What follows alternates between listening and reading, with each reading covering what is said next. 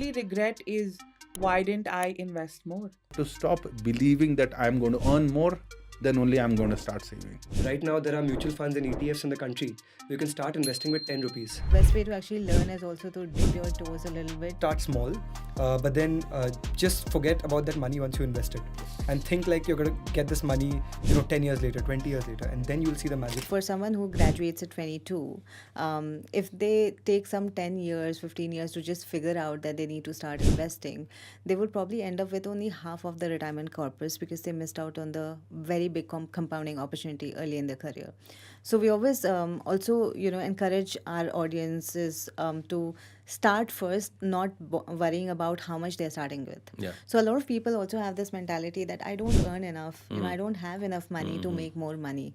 That's not true at all. That's So not long true as you're saving even 100 rupees, 1,000 rupees, whatever your income may be, right? You can actually put it for your future and especially into investments. As our parents or elders, they say, start small. It's not about, first day itself, you'll probably getting 1 lakh or 10 lakhs. Whatever it is, it could be 50 rupees, 500 rupees, 1,000 rupees, you start, with it, which makes a lot of sense. Starting your first investments early, getting your first term plan as early as possible when you're in the pink of health. No one talks about that. So what was your first investment and when did you first make your My first investment was a mutual fund. Luckily, I was working with that wealth advisory that I was talking about. And I think in my first year of work is when I started. And my only regret is why didn't I invest more? In terms of your recommendation for the first product that someone young and new should explore for their first investment? From an investment perspective, I think the simplest product is SIP.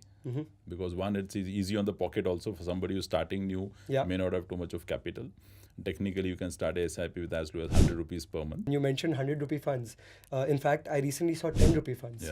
Right? So there's no reason why someone should not get started in the current day and age. Investment is an attitude. If you are making 10,000 rupees, you may feel this is too less. Let me make 20,000, then I will start saving. Trust me, when you make 20,000, you will still think that let me make maybe 30, 40,000, then I will start saving.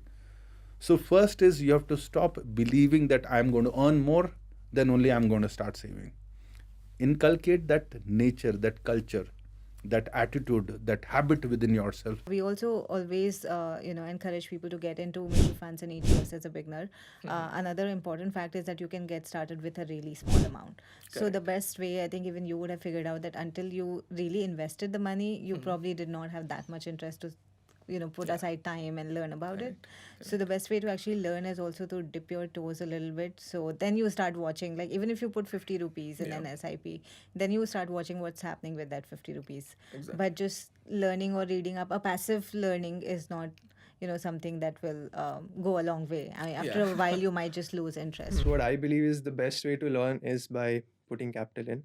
So how I would go about it is if you have, let's say, 100% of cash with you, put 90% into things that are safe, for example a mutual fund or an index fund. Just put it there because the chances of that going wrong is very low. You are trusting your money with someone else. But the remaining 10%, keep it as like a learning capital for you to play around with. Like invest in different sectors, different stocks, leave it for 2-3 months, see what happens. Right. And through that, I think you build a lot more confidence in investing, and also you learn how things move or what you need to look at, what to do well. And once you start getting more confident about the decisions you're taking, gradually move the 90% more into the direct stock portfolio that you have. Correct. No, that makes complete sense, Rohan. And in fact, one very, very important point that you mentioned here is that you need to have skin in the game, right? To learn anything. So unless you invest even like 100 rupees, right? You won't start following the stock market. You won't start seeing these economic trends manifest. And the most interesting thing to me was that right now there are mutual funds and ETFs in the country. You can start investing with 10 rupees. Right. So imagine a college student that's getting a small pocket money could also try that out to start learning. One key takeaway to our audiences today, that would be just start small, but then just forget about that money once you invest it. And think like you're going to get this money, 10 years later, 20 years later, and then you'll see the magic of investing manifest itself.